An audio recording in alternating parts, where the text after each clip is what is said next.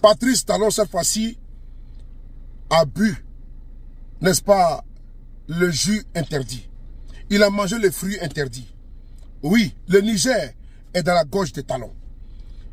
L'ancien président du Bénin monte au créneau une fois de plus pour recadrer et dénoncer les actes posés par Patrice Talon envers le Niger.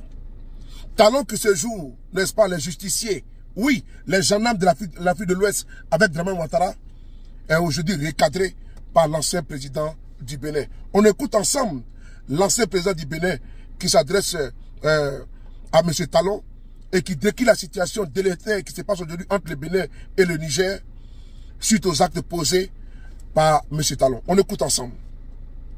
Nous avons un différend existentiel avec un pays frère qui s'appelle le Niger. Au moment où la CEDEAO, dont fait partie notre pays, a jugé, vraiment je ne sais pas sur quels critères, de dire voilà, nous condamnons le Niger à la suite du fait que vraiment il y a eu un coup d'État dans ce pays. Si les gens font un coup d'État, ils sont les seuls juges de leur situation. Et le général Tiani et ses amis considèrent que la France est devenue leur ennemi, au même titre que les États-Unis d'Amérique. Et ils ont dit maintenant, pliez vos affaires et dégagez. Quand des gens prennent des décisions aussi graves, parce que c'est pas courant, toi qui es le voisin, ou tu es avec eux, ou tu es contre eux. C'est comme ça qu'ils voient les choses. Le Niger considère que le fait qu'ayant estimé que la France, elles sont devenues son ennemi, au même titre que les États-Unis d'Amérique. Toi, si tu es son voisin et que tu veux avoir d'excellentes relations avec elle, ou tu te tais, ou à ce moment-là, tu adoptes son point de vue. C'est exactement le contraire qui a été fait. D'où la colère et la fureur des Nigériens. Or, ce que les gens oublient en matière économique, vous le savez bien, notre port est le port le plus proche, mettons, de Niamey. Et les bateaux passent par ici pour approvisionner. Mais si tu passes du côté de ces ennemis, et se dire à ce moment-là, je n'ai plus au point de raison d'avoir, mettons, des relations avec quelqu'un qui est devenu mon ennemi. Tant qu'à faire, adressons-nous soit au Nigeria, il y a le port de Lagos, soit adressons-nous au Togo qui est à côté, il y a le port de Lomé, il y a le port d'Accra, etc. C'était déclaré, non pas pour un pays qui dit « je considère que les gens qui ont agi sont des ennemis ». C'est comme ça que le Niger voit les choses. Est-ce que si tu es un ennemi et que vraiment cet ennemi, hein, tu dis voilà, il faut que je me protège, et que ton voisin dit mais je suis son ami à ce moment-là, il faut savoir. C'est aussi simple que ça.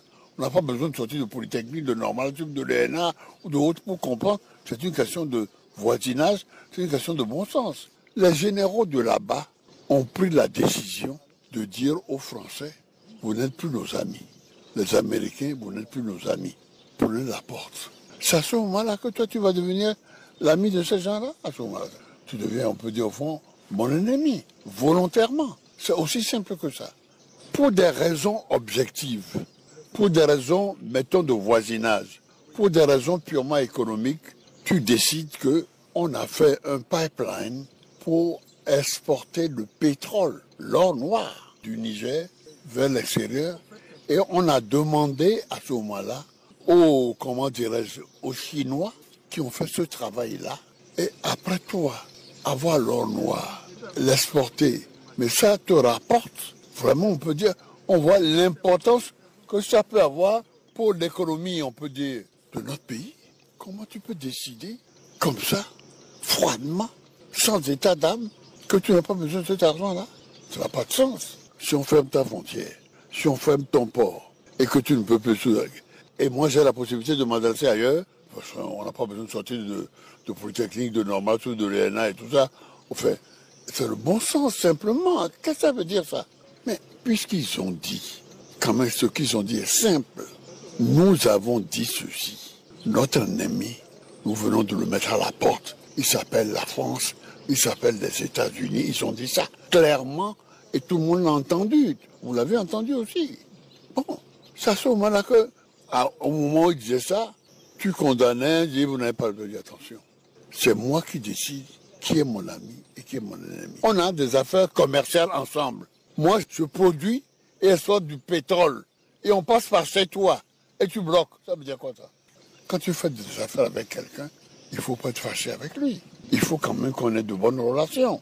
Il te dit, je ne veux pas que tu t'entoures. Si tu veux t'entourer, c'est que bon, sinon je m'adresse à quelqu'un d'autre.